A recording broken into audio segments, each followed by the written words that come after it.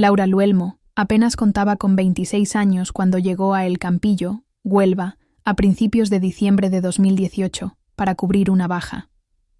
Trabajaría como profesora y daría clases de dibujo a los alumnos del Instituto Vázquez Díaz de Nerva, pero apenas pudo ejercer la docencia, ya que 10 días después, su propio vecino le arrebató la vida, tras secuestrarla y agredirla sexualmente.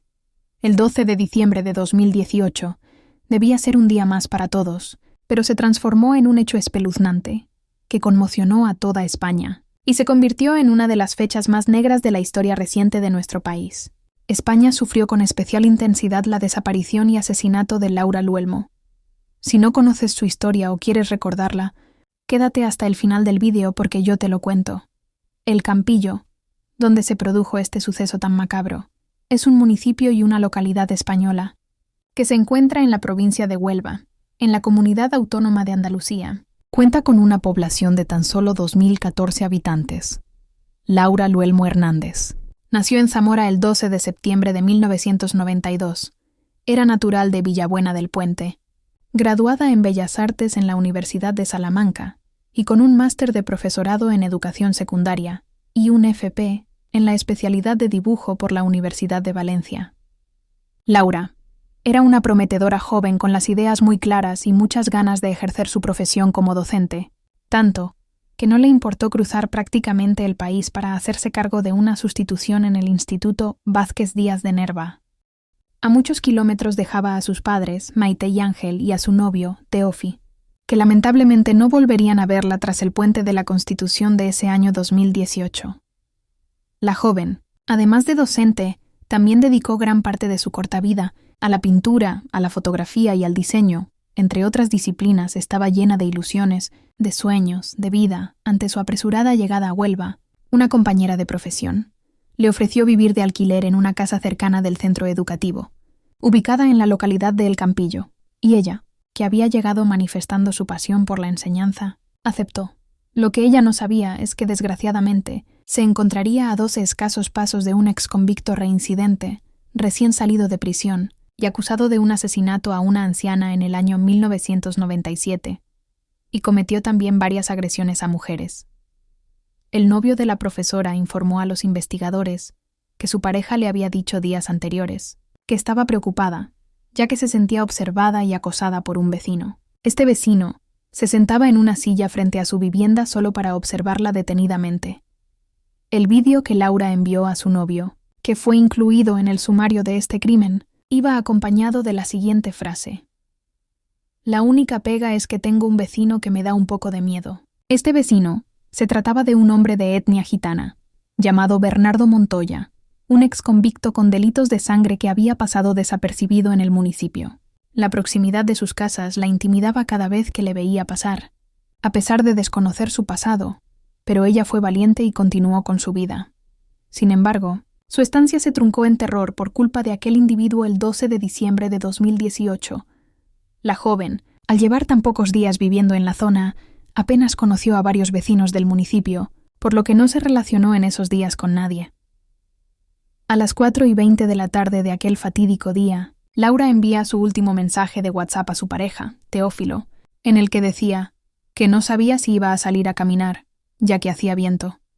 Un mensaje que fue fundamental en las primeras líneas de investigación tras su desaparición. La zamorana no podía correr por prescripción médica, e inicialmente se barajó la posibilidad de que hubiera salido a dar un paseo y hubiera sufrido un accidente. Sobre las 5:22 de la tarde, una de las cámaras de seguridad de la zona la vio salir de un supermercado cercano, donde hizo algo de compra. En el ticket se detalla también la hora, y que adquirió media docena de huevos, 2 botellas de agua y una bolsa de patatas. Y a su vuelta a casa, en la calle Córdoba, que era la calle donde Laura residía, el vecino que siempre la observaba, Bernardo Montoya, estuvo esperándola en el pollete de su casa mientras manipulaba un brasero. En el momento en el que pasó por su lado, la joven fue atacada por su agresor y la trasladó a la fuerza hasta su vivienda. Según determinó la Fiscalía, la acusación y la Guardia Civil, desde ese momento del ataque, transcurrieron 75 minutos que fueron de verdadero terror, en los que la víctima fue agredida sexualmente, tras ser maniatada y golpeada brutalmente ante sus intentos de huir. El hecho fue terriblemente escalofriante, y los últimos minutos de vida de Laura debieron de ser de auténtico miedo. En el transcurso del vídeo, os relataré la sentencia del juicio, donde estará toda esta brutalidad más detallada. Por lo que quédate hasta el final del caso. A las 8:30 del día siguiente de aquel suceso, Laura no se presenta a su puesto de trabajo en la localidad de Nerva. Una profesora del centro y quien le había alquilado la casa en el Campillo a la joven, da la voz de alarma a la Guardia Civil de Huelva, y casi a la vez, su familia, que también estaban muy preocupados, interponen una denuncia por la desaparición de su hija en la Comisaría de Policía Nacional de Zamora. Los agentes de la Unidad de Policía Judicial acuden a la casa de Laura y perciben normalidad total en el domicilio, pero a la salida del registro se encuentran con el propio Bernardo Montoya, que al ser preguntado dijo que no sabía ni que vivía alguien en esa casa. Tras la identificación del hombre, sale a la luz el listado de delitos cometidos y su reciente salida de prisión el 22 de octubre de 2018 tras cometer un robo con violencia. El coronel jefe de la Comandancia de la Guardia Civil en Huelva, Ezequiel Romero, aseguraba por entonces que Montoya pasaba a ser el sospechoso principal del caso. En los días siguientes, el padre y el novio de Laura se desplazan hasta El Campillo, donde se percatan que en casa de la joven faltan sus zapatillas y su ropa de deporte, que da fuerza a la hipótesis de que hubiera sufrido un accidente durante un paseo. Casi a la vez, Bernardo Montoya acude al centro de salud aquejado de un dolor en las costillas, de la supuesta patada que le habría propinado Laura en su intento de huir. Además, los agentes de la Guardia Civil que vigilan la calle Córdoba registran que, tras la noche anterior, el acusado jamás regresa a su domicilio. De forma paralela, la provincia de Zamora se vuelca en las redes sociales y difunde masivamente la fotografía de la joven de Villabuena del Puente. Los medios de comunicación siguen al detalle los avances en Huelva, y todos los zamoranos se mantienen en vilo por la desaparición de esta maestra de dibujo, que apenas había podido dar unas clases a sus alumnos. El sábado 15 de diciembre se organiza la primera batida. Apoyados por la última geolocalización del teléfono móvil de Laura en las inmediaciones de El Campillo, la búsqueda se centra en un radio de 5 kilómetros. A la batida incorpora un helicóptero, el Grupo Cinológico y los GEAS, Grupo Especial de Actividades Subacuáticas, para buscar en las pozas de la zona. Mientras, la Guardia Civil localiza a Bernardo Montoya en la casa de su padre, en la localidad de Cortegana, y los agentes observan cómo por la tarde se desplaza hasta la casa de otros familiares en Palos de la Frontera, Huelva. Al día siguiente, el 17 de diciembre de 2018, la búsqueda de Laura se amplía a un radio de 10 kilómetros, incorporando un mayor número de voluntarios, agentes forestales y cazadores muy conocedores de la zona campestre. Esta batida se centró en la zona noroeste, donde al día siguiente aparecería el cuerpo sin vida de Laura. Los peores presagios se cumplen. Durante la tercera batida, la joven zamorana aparece en el paraje conocido como Las Mimbreras, donde algunos agentes habían estado a tan solo 1,5 metros el día anterior. Finalmente, un voluntario de Cruz Roja daba con su ropa y con el cuerpo de Laura, que presentaba evidentes signos de violencia. Zamora, la zona de El Campillo y Nerva se rompen de dolor por la muerte violenta de la joven profesora. La noticia provoca reacciones de repulsa por el que es claramente un crimen atroz, y en ese mismo instante se convocan por medio de las redes sociales concentraciones en gran parte de puntos de España y un seguimiento mediático casi al segundo. El 18 de diciembre, la Guardia Civil entra a la casa de Bernardo Montoya en El Campillo, donde se encuentran una habitación con abundantes restos de sangre y donde creen que la joven estuvo atada y fue golpeada en la frente. Tras esto, los agentes interceptan a Montoya en su vuelta a la localidad, pero al ver a los agentes, este huye hacia una zona forestal, primero en coche y luego a pie como último intento de huida, cuando es finalmente detenido. El 19 de diciembre, el grupo de especialistas de la Guardia Civil que ya había conseguido las confesiones del asesino de Diana Quer, José Enrique Abuín el Chicle, y de Ana Julia Quezada, asesina de Gabriel Cruz, consigue una confesión de Bernardo Montoya, tras horas de interrogatorio. Durante el mismo, Montoya niega inicialmente la agresión sexual y justifica los golpes a la joven fruto de una discusión, pero durante la reconstrucción del crimen en su propio domicilio, asume los hechos y confiesa los detalles de dónde arrojó la manta con la que envolvió el cuerpo y asegura haber roto el móvil de Laura para que no pudiera ser localizada. Esta fue su primera declaración, ante la juez del Juzgado de Instrucción 1 de Valverde del Camino, Huelva. Tras inspeccionar también el vehículo, Bernardo Montoya pasa a disposición judicial y es encarcelado en una celda de aislamiento en la cárcel de Huelva. El 26 de diciembre de 2018, ante la magnitud mediática del caso y la multitud de filtraciones que se habían sucedido, durante los días anteriores con los detalles del terrible suceso, el coronel Ezequiel Romero, jefe de la comandancia de Huelva, y el teniente coronel Jesús García, perteneciente a la Unidad Central Operativa de la Guardia Civil, dan una exhaustiva rueda de prensa donde desgranan los detalles del crimen cometido contra la joven zamorana. Una comparecencia que fue seguida con gran interés por la sociedad española, pero que también generó mucha polémica por cómo podría afectar hacer públicos los detalles del suceso a la familia de Laura Luelmo. Y es que el mismo día de la entrada en prisión de Montoya, la familia de la zamorana emitía un comunicado en el que pedía respeto a su silencio público y rogaba que se pusiera fin a la difusión de bulos o rumores sobre el caso, ya que de lo contrario tomarían medidas legales. El 10 de enero de 2019, durante su estancia en la prisión de Sevilla II, en Morón de la Frontera, Sevilla, a la que fue trasladado, Bernardo Montoya relata a 2 funcionarios de prisiones que la autora material del asesinato de Laura Luelmo es una exnovia suya llamada Juana, otra exconvicta que había conocido en el centro penitenciario Puerto 3, Cádiz. El acusado explica que no quiere comerse un marrón, que no le corresponde, y asegura que fue su expareja quien, movida por los celos al verle hablando con Laura, la golpeó con un palo de escoba y luego con un martillo en la cabeza. Una declaración donde también negaba la agresión sexual y la retención ilegal en su domicilio, y que quedó registrada por videoconferencia ante el juez el 4 de abril de 2019. En ella solo reconoció haberse deshecho del cuerpo de la joven, donde llega a relatar que Laura estaba desnuda de cintura para abajo, porque su ropa se enganchó en los matorrales. El 12 de abril de 2019. En esta fecha se produce uno de los momentos más rocambolescos del caso. Se descubre que un fallo informático había impedido grabar la primera confesión de Bernardo Montoya en el Juzgado de Instrucción 1 de Valverde del Camino. Al parecer, un cable del audio no estaba correctamente conectado al equipo informático, por lo que la confesión del acusado no había quedado grabada, si bien sí existía la transcripción pertinente de la misma.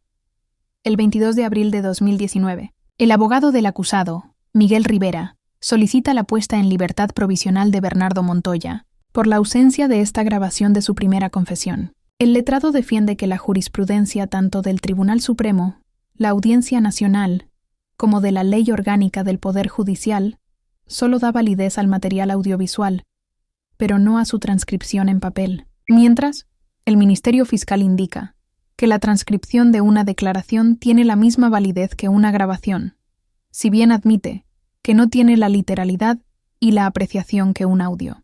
Además, recuerdan que anteriormente no existía dicha tecnología y las confesiones eran igualmente válidas sobre el papel.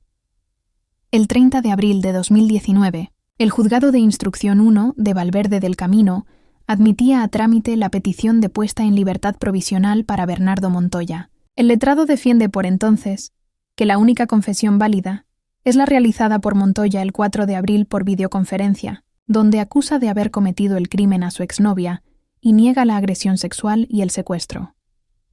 Un mes más tarde, el 22 de mayo de 2019, la jueza niega la puesta en libertad provisional a Montoya y asegura que la primera confesión del crimen está acreditada, ya que el documento escrito de su confesión es válido. El 13 de enero de 2021, el Juzgado de Instrucción 1 de Valverde del Camino emite un auto para prorrogar la prisión preventiva a Bernardo Montoya, tras cumplirse los 2 años desde su encarcelamiento que admite la ley. Todo a la espera de poner fecha al juicio, mientras la investigación sigue en su fase de instrucción. Después de casi 3 años, el 19 de noviembre de 2021, se llevó a cabo el juicio, y fue a puerta cerrada incluso para los medios de comunicación. El jurado debía decidir si el acusado era culpable de los delitos de secuestro, agresión sexual y asesinato, y si el agresor debía ser condenado a prisión permanente revisable. A Bernardo Montoya lo definen como un tipo frío, con predilección por atacar a mujeres, que incluso después de matar a Laura, desinfectó su casa con lejía y se quedó con la compra que la joven salió a hacer y que finalmente le costaría la vida. Como da por probado la sentencia, al causar a la joven las heridas que provocaron finalmente su muerte, el condenado se valió de su superior fuerza física y de una extrema violencia, ya que la encerró y amordazó para que no pudiera pedir auxilio, y le amarró las manos a la espalda, consiguiendo con todo ello cometer estos actos de manera que impedía, efectivamente, cualquier reacción defensiva de la asesinada. Asimismo, la sentencia también recoge que Montoya, al agredirla sexualmente, utilizó la violencia para conseguir su sumisión total a la satisfacción del deseo sexual, incurriendo en una conducta particularmente degradante para la mujer, de cosificación y dominación, que se corresponde con su propio concepto de los roles de género. Antes de deshacerse del cuerpo, el acusado la introdujo a la fuerza en su domicilio, con intención de agredirla sexualmente, de modo que una vez dentro de la casa el condenado cerró la puerta, impidiendo que la víctima saliera de la vivienda y que se le prestase auxilio, comenzando en ese momento a propinarle fuertes golpes. Estos golpes se produjeron mediante puñetazos y utilizando para ello además un objeto contundente, de tipo romo, según prosigue la sentencia, que añade que, aprovechando el aturdimiento e indefensión de la joven, el acusado le ató las manos a la espalda y le tapó la boca con cinta adhesiva, trasladándola a uno de los dormitorios del inmueble, donde la agredió sexualmente. Seguidamente, con ánimo de acabar con la vida de la víctima y para evitar que se conociera la comisión de los hechos, el acusado le asestó un fuerte golpe con un objeto contundente. En poco más de hora y 20, Montoya se ensañó con su víctima, llegando a envolverla en una manta, con las manos amarradas a la espalda y la boca tapada con cinta adhesiva. Laura aún respiraba. A las 6:42 de aquella tarde, la joven aún se encontraba con vida en el maletero del coche donde la introdujo Montoya. El condenado, una vez en el vehículo, realizó un recorrido por los términos municipales de Minas de Río Tinto, Nerva y El Campillo, dirigiéndose finalmente a un concreto paraje, Las Mimbreras, donde, entre las 7:44 y las 8:42 de la tarde, noche, dejó el cuerpo semidesnudo de la joven, probablemente aún con vida, con las manos atadas a la espalda, así como el resto de los objetos con la excepción del teléfono móvil, en una zona escarpada y de difícil acceso, todo ello, con intención de que su cuerpo no fuera hallado, y sin comunicar el paradero del mismo hasta su detención. La joven falleció aproximadamente a las 8:15 de la tarde, noche del 13 de diciembre de 2018. Según la sentencia, siendo hallado su cuerpo el día 17 de diciembre de ese mismo año, en el mismo lugar donde fue dejado por Montoya. Según la autopsia practicada por los forenses del Instituto de Medicina Legal de Huelva, la profesora zamorana sufrió alrededor de 40 lesiones en la mandíbula, la región frontal y la región temporal, aunque la causa de la muerte, señalaron los expertos en su dictamen, fue un golpe con un objeto de carácter inciso contuso, con transmisión de fuerza viva, como para producir el hundimiento craneal. En la sentencia notificada a las partes personadas en la causa, la audiencia condenó al acusado a la pena de prisión permanente revisable, por un delito de asesinato con la agravante de reincidencia. Fue condenado por sentencia firme de 31 de diciembre de 1997 de la Audiencia de Huelva por delitos de allanamiento de morada, obstrucción a la justicia y asesinato de una anciana de 82 años en Cortegana, y le impone además 17 años y medio de cárcel por un delito de detención ilegal en concurso ideal con un delito de agresión sexual con la agravante de género. Sobre esto último, la audiencia consideró que es claro que la detención ilegal de la víctima constituyó un medio para la posterior agresión sexual, de modo que nos encontramos ante un concurso medial o instrumental, en el que el encierro de la víctima en la casa del encausado fue el medio utilizado para poder realizar seguidamente la agresión, y no tiene sentido ni finalidad sin ella.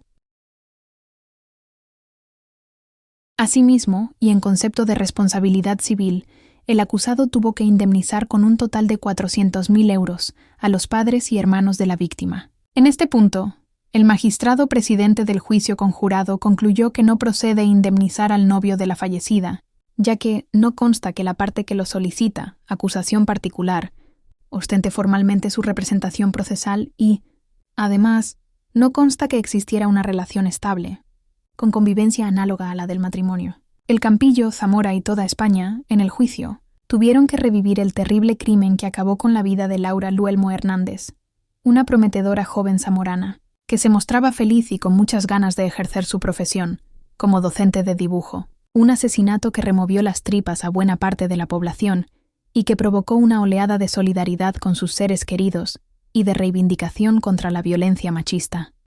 Y hasta aquí el vídeo de hoy, que espero que os haya resultado interesante y des un like, ya que es gratis y a mí me sirve de mucho.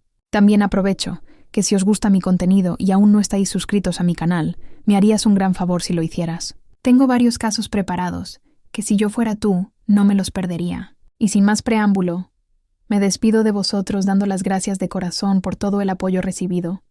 Y nos vemos en el próximo video, amigos.